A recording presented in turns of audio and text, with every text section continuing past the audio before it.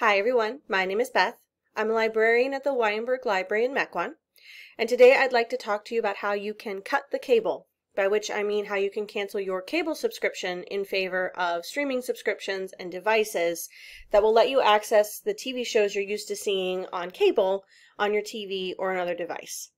The handout for this presentation is linked in the description below, and I really encourage you to look at that while you're watching because it's useful for taking notes and for keeping track of all of the details that I'm about to fling at you. In this presentation, I will talk about how to make sure your internet is fast enough to make this transition, some of the devices you can use to make this change, and then some of the streaming services and options you have to actually access the content you're used to seeing through cable. I'll also talk about how you can decide between all the different options out there and how you can do your own research to determine what you need and what you want.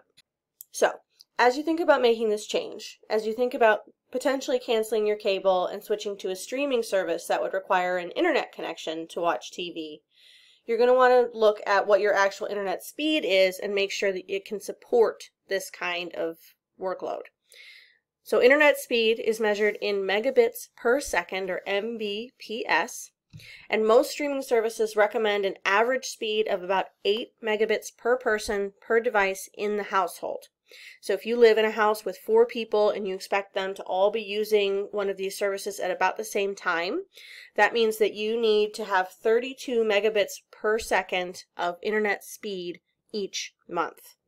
Now, to check your speed, you could of course call your cable company and ask them how fast your internet is supposed to be, but all they can really tell you is an average. They can't tell you exactly what speed you're going to get, and they can't guarantee that you're going to get the speed that they promise you. So the best way to go about finding out how fast your internet is actually to check it yourself. And you can do that on speedtest.net or fast.com. These are websites where you literally just go, you click a button, and it will track your internet speed for a few seconds and then tell you about how fast it thinks you are. Ideally, what you would do is you would check your internet speed multiple times a day over the course of a week, because your speed is going to vary based on how many other people are using the network, what they're doing on the network. So at different times of day, you're going to be faster or slower. And once you have a full map of what a week looks like, you can then get an average and figure out if you're getting the speed that you need. If you're not getting the speed you need, then you can call your cable company and say, hey, you're promising me 50 megabits per second, but I'm only getting this, and I need this in order to make this adjustment that I need to make to my lifestyle. So what can we do about that? Once you've figured out how fast your internet is and you've determined that you can actually make this transition, then you have to think about the hardware you want to use to access content once you don't have cable anymore. So how do you want to stream content onto your TV? There's a few different options, ranked from the most expensive but easiest to use to the least expensive but more annoying. You could go with a smart TV, you could go with a streaming device plugged into a regular TV, or you could use a laptop and an HDMI cable. So smart TVs are basically giant tablets. They are TVs that are connected to the internet, and they have access to different content providers like Hulu and YouTube through apps that are installed on the TV directly. They have to be connected to the internet. You can do that with an Ethernet cable, which is an actual physical cable that plugs into the back of the TV and then runs through to your modem, or they can connect via Wi-Fi. And some apps for different content providers come pre-installed, but not all of them. So if you get a smart TV out of the box and it only has a couple of the things you need, you can usually then go in through an onboard app store, like LG TVs have the content store, and download the apps that you need. But other apps are not available at all. So if you're thinking about doing a smart TV, you want to do the research first, make sure that the one that you're looking at actually has the providers that you need. So if you're subscribed to Hulu and you see that a particular TV can't get the Hulu app, it's probably not a good fit for you because you're not going to be able to use the Hulu app on it. Now, if you already have a flat screen TV, one that was made anytime in the last 10 years or so, you can make it a smart TV with a streaming device. So streaming devices are little devices. They often look like flash drives. Some of them are slightly bigger than that. And they plug into an HDMI port on the back or side of the TV. And HDMI ports look like this. So if you look at the back or the side of your TV and you see that you have at least one of these, you can make your TV smart by plugging a streaming device into it. And the big three streaming device manufacturers are Amazon, Google, and Roku. So Amazon makes the Fire TV Stick Lite and the Fire TV Stick 4K. Both of these are little dongles that kind of look like flash drives that plug into the back of your TV. The Stick Lite offers high definition or HD video, and the 4K stick offers HD and 4K. And then both come with remotes, and both can be activated using your voice. So they actually have Alexa built in, so you can talk to them and ask them to search for things and search for different TV shows and stuff like that. Google makes a product called the Chromecast with Google TV. And it's important to note that Google used to make and still makes in a more limited fashion a different device that's also called the Chromecast, but it's called just Chromecast, not Chromecast with Google TV, which is very confusing. It's important to note that this particular device, this Chromecast with Google TV, is distinct from the regular Chromecast. So the regular Chromecast is $30, it's cheaper, and the way that that works is you actually use your phone to control it. So you would basically be mirroring your phone screen to your TV, and then you can see what's on your phone on the TV. The Chromecast with Google TV is its own thing. So just like with the Amazon Fire TV sticks, it plugs into the back of your TV. It comes with a remote. You can speak to it to get it to look up different TV shows. And it offers both high definition and 4K video. So again, Chromecast with Google TV, not just the regular Chromecast. And then finally, a company called Roku creates several different devices, but the three I'll mention are the Express, which is very similar to the Amazon Fire Stick Lite. It has HD video and comes with a remote. There's a Streaming Stick Plus, which has HD and 4K video.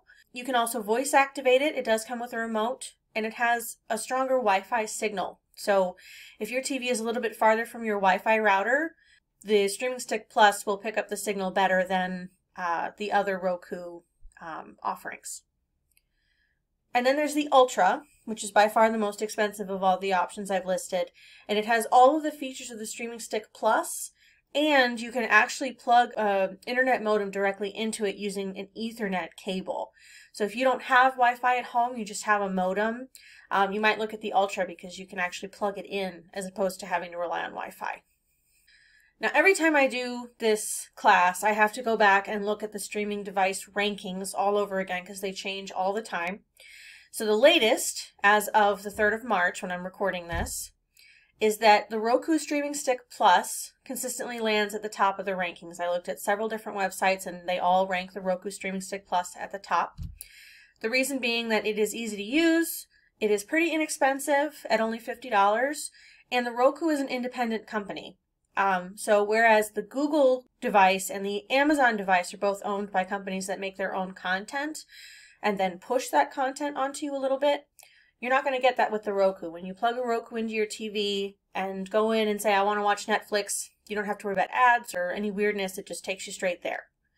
Second in the ranking is the Google Chromecast with Google TV. It's a lot like the Roku Streaming Stick Plus. It sounds like it's very comparable. It's relatively easy to use, pretty inexpensive, but it is sometimes a little bit clunkier to navigate. So they haven't worked out all the kinks of navigating around inside the Chromecast device screen, but it is a good option as opposed to the Roku. And then third is the Amazon Fire TV Stick 4K. It's very comparable to both the Roku Streaming Stick Plus and the Google Chromecast, but for both the Fire TV Stick and the Chromecast, the biggest drawback is that, like I said, they are not independently owned companies. Google owns YouTube, which also makes YouTube TV, which is a streaming service I'm going to talk about in a minute. So you'll often see ads for that service. It really pushes that service on you. Amazon owns Amazon Prime, which is a service you can subscribe to that lets you watch TV shows and movies. And again, they push that on you pretty hard. So Roku stands at the top of the list because they're independent, but the Google Chromecast with Google TV and the Amazon Fire TV Stick 4K are very comparable and also good options.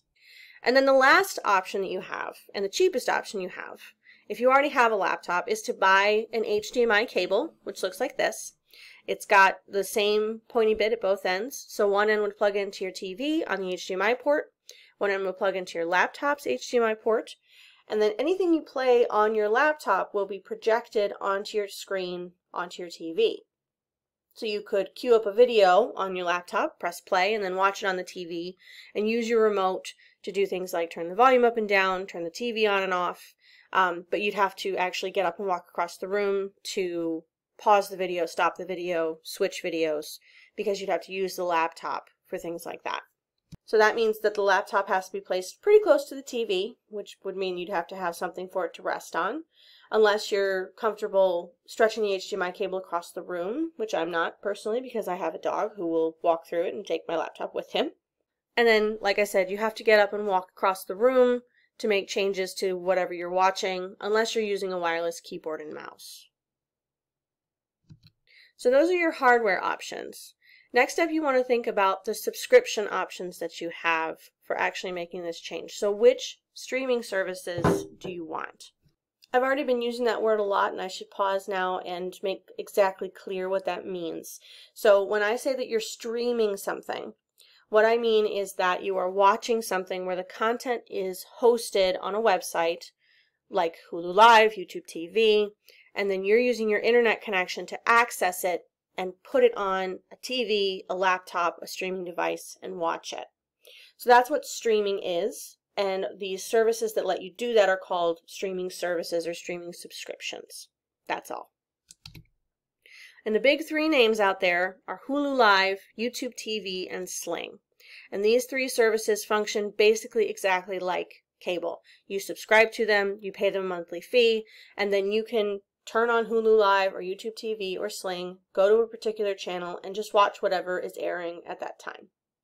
So Hulu Live costs $65 a month, and it actually includes both the Hulu on-demand library plus select live channels. So there is a basic Hulu subscription that gives you access to episodes of various TV shows and certain movies and original Hulu content like The Handmaid's Tale on demand. So you can watch those anytime you want. Different shows will upload their new episodes at different times. Sometimes it's all at once at the end of a season, and sometimes it's the day after they air on TV. So you get all of that, and then you also get regular live content the same way you would with a cable subscription. Hulu offers many, many channels, but not any of the Viacom channels like TV Land or Comedy Central. And they have a few local networks, ABC, CBS, Fox, NBC, and Telemundo. You get 50 hours of cloud DVR, and you can pay a little bit extra to upgrade to 200 hours of cloud DVR. And the way that that works is it's just like TiVo or any other recording device. So you can record episodes of shows or sports teams or certain things that you want to watch, certain broadcasts. You can record up to, by default, up to 50 hours of content. And then once you reach that limit, Hulu will start automatically deleting older things to make room for newer stuff. You don't need to hook up any kind of hardware to your TV to do this. It's just saved to your Hulu account. That's why it's called Cloud DVR. And then Hulu Live is available on computers, smartphones, streaming devices, and Android, Samsung, and LG smart TVs. Next up is YouTube TV. It's also $65 a month, and it covers a bunch of different channels, including Viacom channels. It has the most access to local networks of all three of the options I'm going to talk about. So it has ABC, CBS, Fox, NBC, PBS, the CW, and Telemundo. You can record TV shows and sports teams and various other broadcasts to their cloud DVR service, just like you can with Hulu Live. But you have unlimited space, so you can record as much as you want. And then YouTube will start automatically deleting older broadcasts once it's been 9 months. So if you recorded something today, then 9 months from now, it would automatically disappear from your YouTube TV account. And then it's available on computers, smartphones, streaming devices, and several different smart TVs. And then the final option is Sling.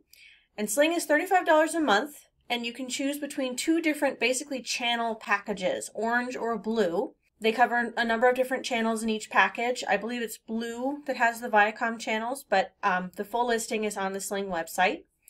With Sling Blue, you get access to Fox's local network, You might also be able to get access to ABC, CBS, NBC, PBS, the CW, and Telemundo, but only if you have an outdoor antenna, so an antenna affixed to your roof or an exterior wall of your house. And then Sling comes with 50 hours of cloud DVR.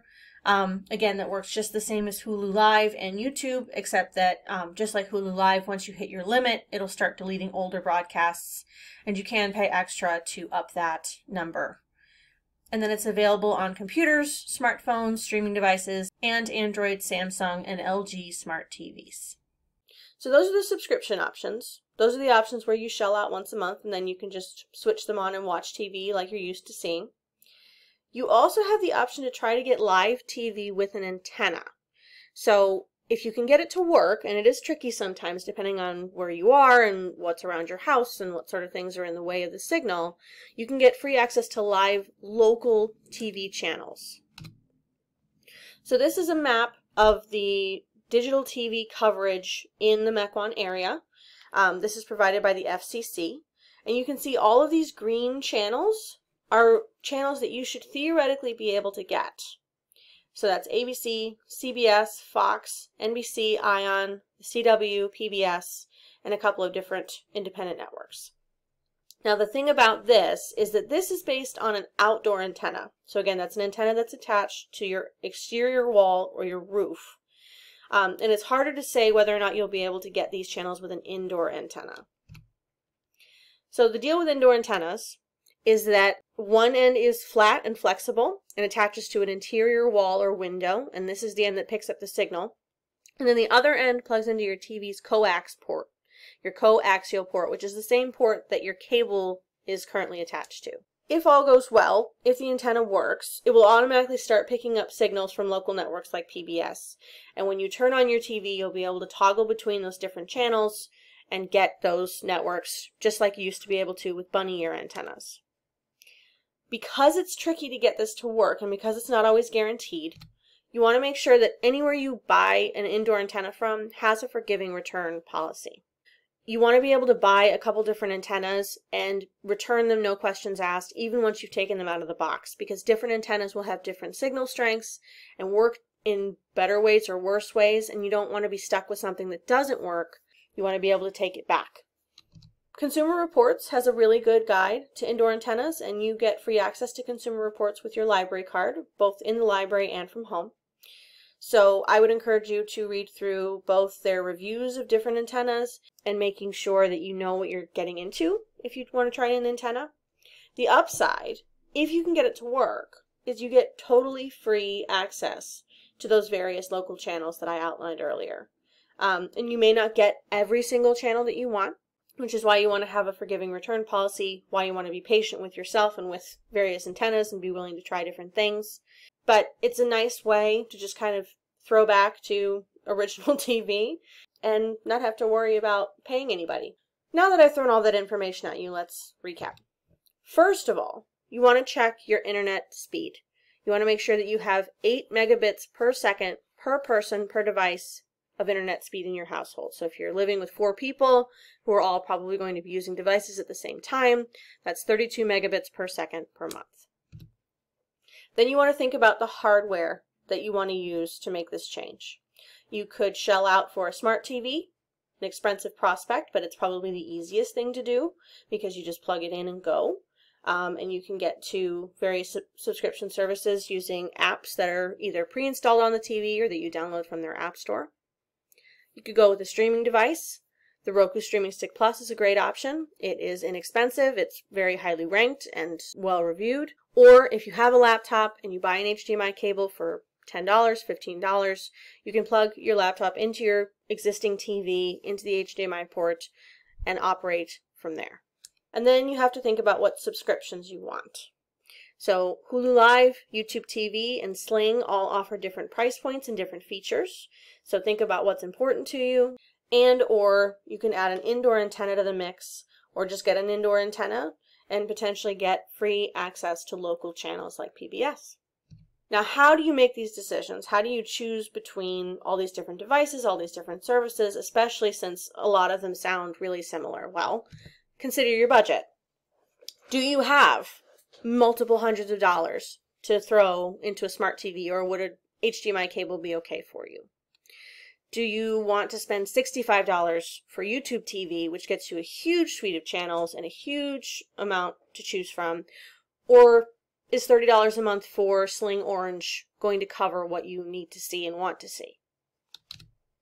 Think about ease of use. Again, a smart TV or a streaming device, you just plug it in and go.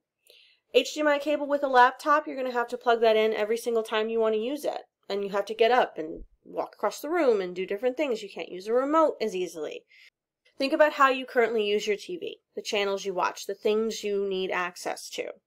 Do you need certain sports networks? Do you need certain channels? Do you need certain news networks that are available in one place or the other? Do you want certain local channels that you can't get with an indoor antenna and you can't get on Hulu Live or Sling, but you could get through YouTube TV, for example? Look at reviews online. So in putting this together, I always go back to CNET, PC Magazine, Tech Radar, and The Verge. Those four are very good. CNET in particular has really good rankings of different services and different devices. So they will lay out all of the pros and cons of everything and make it extremely easy to figure out what works best. And then when you're thinking about what device you might want, smart TV versus different streaming devices versus this and that and the other, look at YouTube, because people on YouTube will make video reviews of different devices and they'll show you all the menus and the remotes and how things work. And you might, look at the Amazon Fire TV stick and say, well, even though it's got Amazon built in and it's pushing this content on me, I actually like that format better than the Roku streaming stick, so that's the one I'm going to go with, or vice versa. And then there's a website called untangle.tv that can be really useful and really helpful for this.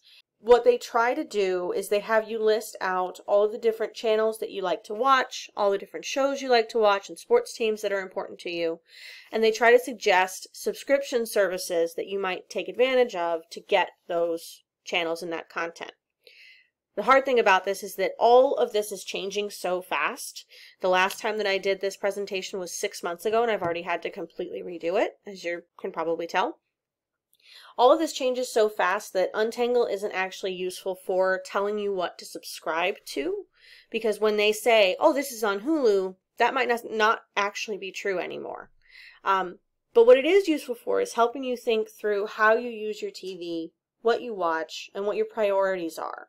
I mean, if you're looking at a list of channels and there's only really 4 or 5 on there that matter to you, then maybe Sling is fine. Or maybe you figure out, all I really watch is PBS, so maybe I should just get an indoor antenna and be done with it. So Untangle TV can be useful for that, for breaking down what's important to you and what you need to focus on. And of course, as a librarian, I would be remiss if I didn't mention that we also have access to TV shows. So we subscribe to a database called Hoopla. Through Hoopla, you can check out and stream up to 6 titles per month, and they roll over at the beginning of every month. It's all on demand, so there's no wait lists. You can get TV shows, movies, music, and books. 6 options doesn't really give you a lot of room to maneuver when it comes to TV shows. It's only 6 episodes, but it's something. And then we purchase TV shows on DVD and Blu-ray. So TV shows are typically released on DVD or Blu-ray a few months after the season finale airs, so you would have to be willing to be patient and wait for the DVD to actually come out. But once it does, even if we haven't purchased it ourselves, we can usually get it for you from another library, either in the system or in the state. And you can check them out for 14 days. So that is one way to get to TV shows for free if you're willing to wait and you're willing to watch an entire season at once. And that is it. That is the whole spiel about how to cut your cable.